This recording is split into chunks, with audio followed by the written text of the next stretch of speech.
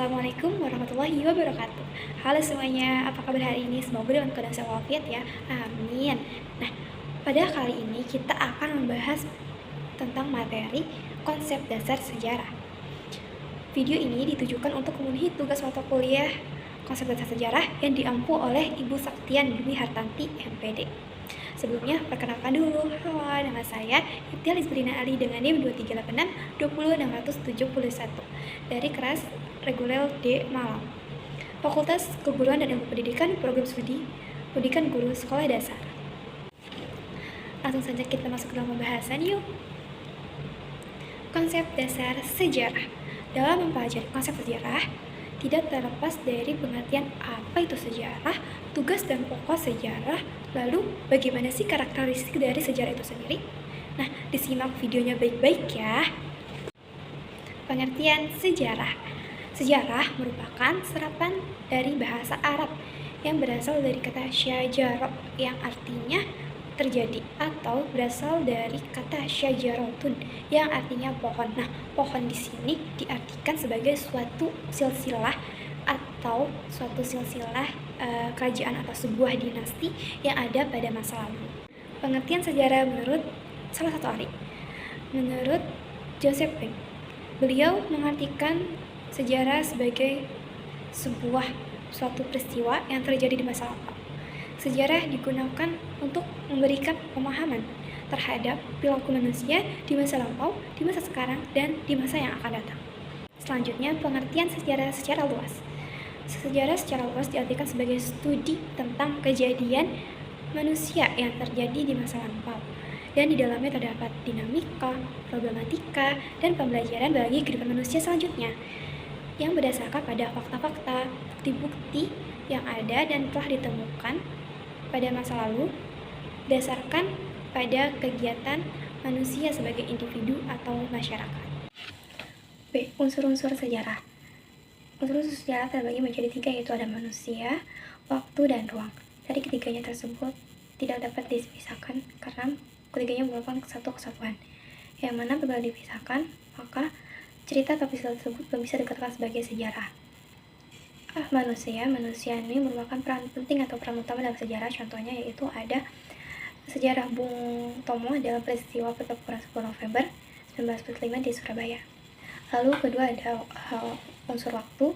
Unsur waktu juga merupakan hal terpenting dalam sejarah, karena setiap sejarah pasti melalui kejadian atau peristiwa yang di dalamnya terdapat waktu, kronologi, dan periodisasi. Contohnya yaitu ada tahun 1908 merupakan periodisasi perintis kemerdekaan yang dimulai dari Budi Utomo sampai tercetusnya Sumpah Pemuda. Ketiga ada ruang dan tempat. Ruang dan tempat merupakan sebuah tempat yang digunakan untuk menentukan di mana peristiwa sejarah itu terjadi. Contohnya di sini yaitu ada pembacaan proklamasi kemerdekaan di rumah Soekarno-Hatta, itu di Jalan Gangsaan Timur nomor 26. Ruang lingkup sejarah. Ruang lingkup sejarah terbagi menjadi 4, yaitu ada sejarah sebagai peristiwa, sejarah sebagai ilmu, sejarah sebagai kisah, dan sejarah sebagai seni. Pertama, sejarah sebagai peristiwa.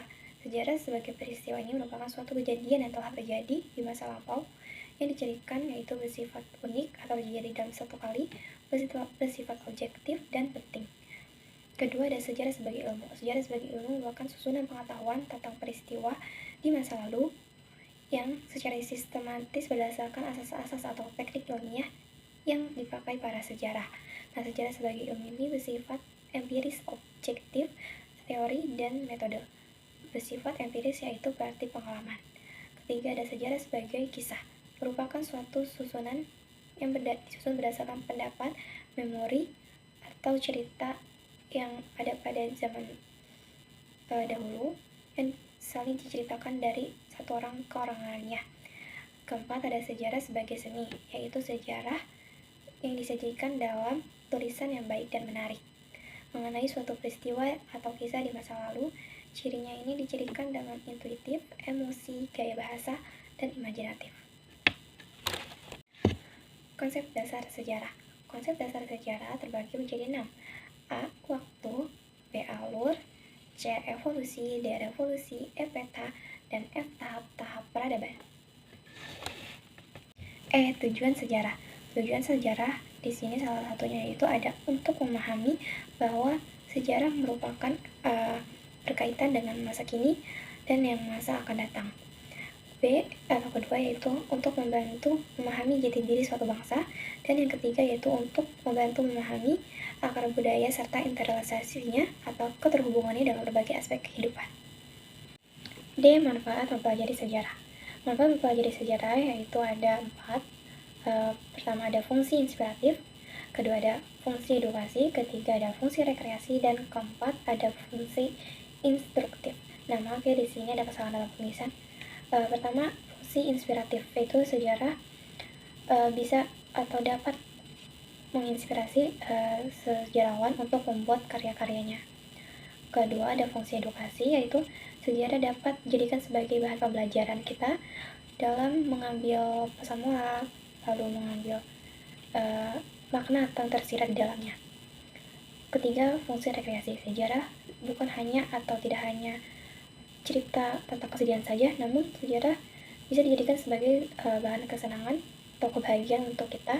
Contohnya ketika kita sedang dalam berkunjung ke museum atau berpetualang ke berbagai tempat bersejarah lainnya. Fungsi interaktif, instruktif, yaitu fungsi di mana sejarah akan memberikan pengetahuan yang teoritis berupa konsep-konsep dalam peristiwa sejarah. Wah, nggak kerasa ya kalau pembahasan kita kali ini sudah selesai. Gimana? Ada sudah tahu belum nih? Jadi, apa itu pengertian sejarah, konsep dasar sejarah, usul-usul sejarah, lalu apa sih tujuan dan manfaat sejarah? Nah, semoga bermanfaat ya videonya. Sekian dari saya. Wassalamualaikum warahmatullahi wabarakatuh.